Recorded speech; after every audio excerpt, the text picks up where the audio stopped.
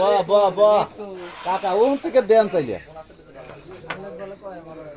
আরে খেলে কি রে বুঝেন কাকা বুঝেন কাকা বুঝেন এই রেটের দিকে খেলা লাগবে এই এগুলা খেলে বড় ভাই কি করবেন পকেটে এই মরে জানি ধরেন না তুই পারিতে দাও কি একটু কাম করলেন রেড দেই মারো আমার কিছু মনে হচ্ছে না গুটি গুটি মনে হচ্ছে মার গুলো কি রে